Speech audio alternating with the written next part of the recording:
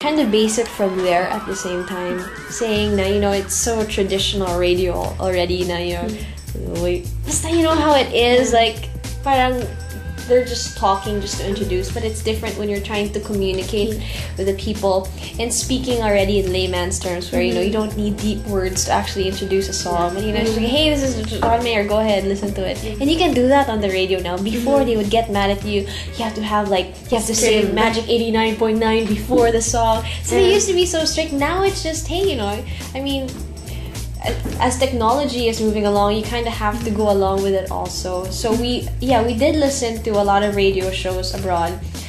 We based our show for Ryan Seacrest. I don't know if you know about like AT40, something like that. That's why me and Jessica, when we talk, we don't talk for a long time. We have a maximum of like 2 minutes or 3 minutes when we talk, because again, we cater to the people who drive. And I mean, you don't want complaining when you're driving home from work.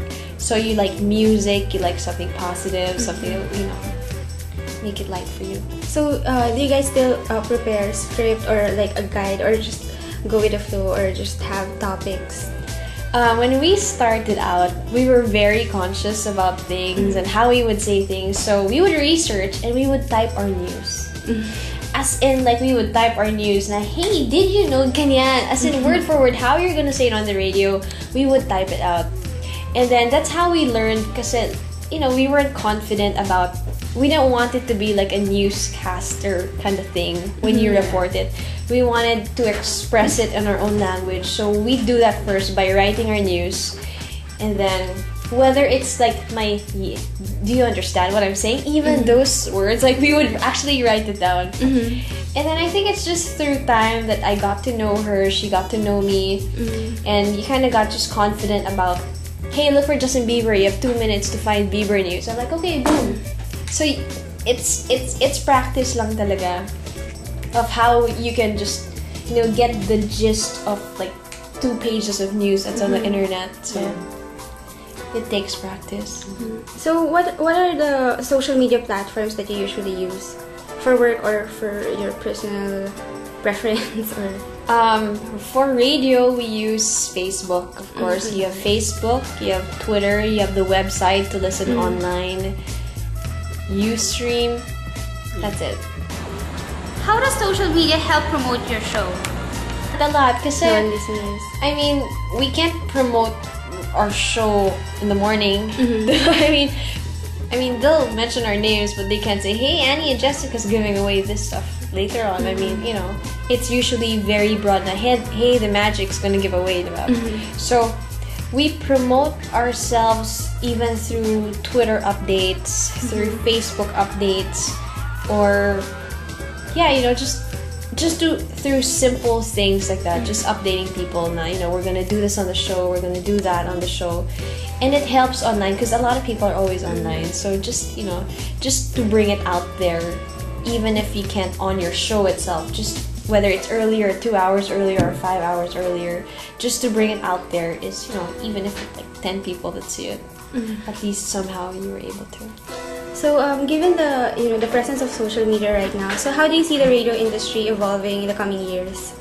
It's fun. I feel like radio shows now, like, you know, like, syempre, there are AM stations that are on TV already. There's no FM station that's on TV. I mean, the boys have a TV show. So that's good already for them. So I think it's gonna be something like that, because, I mean, radio, I mean, just with Ustream already with us, it's something that's parang we went beyond what we were supposed to do, which we try to entertain people, whether it's just them by seeing us, whether it's just by chat, because we want to reach out to people, not just through radio, and sometimes not everyone can call the hotline. So, you know, we do Ustream every day, and we make it like we do it religiously. I mean, sometimes we're tamad, never like I feel so sick, okay, let's do Ustream, you know, ganyan, because, you know, we just want to reach out to people, and that's how radio is right now, because, you know, I think it also started with the morning show. Like, they started getting callers, people started, you know, expressing their opinions, and it started through there also.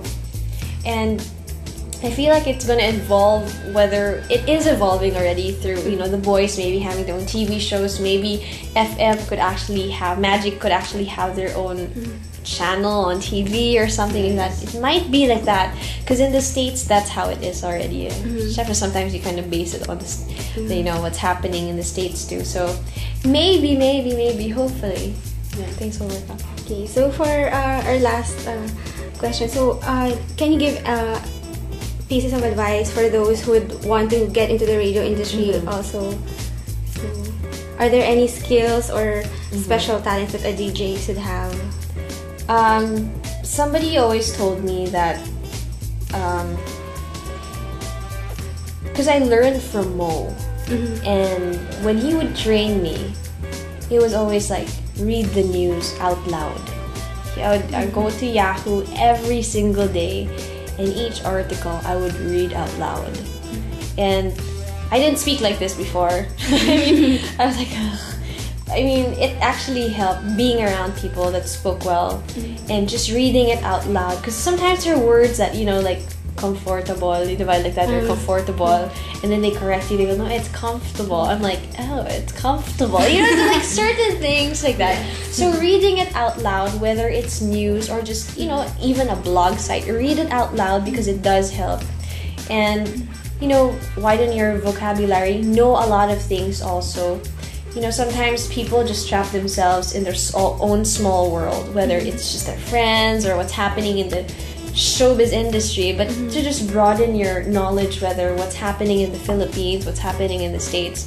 And that kind of helps when you read the news out loud also. So if you're not aware, it's like, hey, so what's happening? And say, hey, did you know that there was a bombing? So you actually can say something. So, you know, kind of like storing up knowledge at the same time. So that's one. Another one is, again, it's also right now, radio's more about personality also. So I guess having the confidence, because I grew up in radio making mistakes. I've made a lot of mistakes in radio. So now when I make a mistake, I'm like, who cares? I'm like, okay. Okay, so, or even if you do something, you sound stupid on air, you're like, who cares? It's just that kind of confidence that you have that, hey, you know, I know myself. If people don't, because people really judge you on radio, they will like text you like, hey, you're stupid, ganyan. And sometimes, you know, like, if it's your first time, you'd feel bad and you'd cry. Isang tao lang yan, ah. Isang tao lang yan. And I've experienced that so many times where like, hey, you know, you're not making sense, or, you know, you guys are boring. So many things like that. So again, it's really all about the personality, you know, your confidence on radio, about, you know, knowing yourself at the same time. Because, you know, especially when I was with the morning show, they could actually persuade you with your decisions. You stick to this, Mo starts talking, you stick to him. Mojo starts talking, you stick to him. So you're like, wait lang, I'm just like, you know, like floating around. So that's what you need to know also. And again, radio is really fun. I mean, it's, for me, it's really, and oh yeah, when you enter radio, you have to really know your partner. I mean, with me and Jessica, it wasn't easy to get to know her. Trust me. We had dates that were like, hey, we have to meet up. Okay. And then when we would meet up, I was just like, hi, so what do you like to do? Ganyan! And we were like, you know, we can't force this. We can't force being close to each other.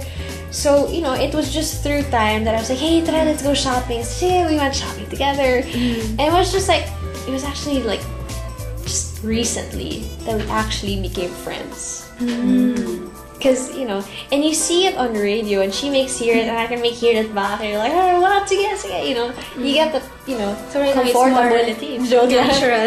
It's more natural. It's like you're hanging out with a friend. So, again, that's what you really need on radio, because people can see it. People can hear your voices, whether you're sincere or not. So, yeah. So, since they can't see you, they pay more attention to what they listen to. Yeah. And right now naman kasi, radio, again, it's all personality lang talaga. I mean, people will know if you're boring or not. Like, whether it's something really stupid you said or whatever, as long as you entertain people, that's what matters.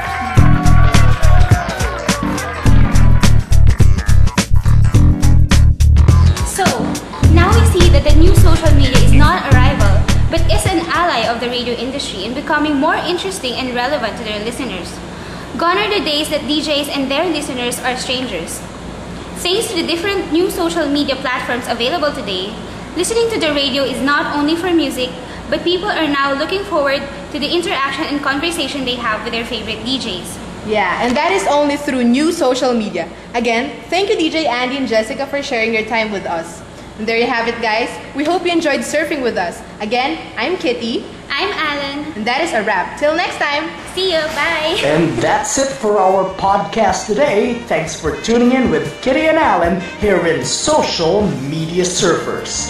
Making magic just for you. Magic 89.9.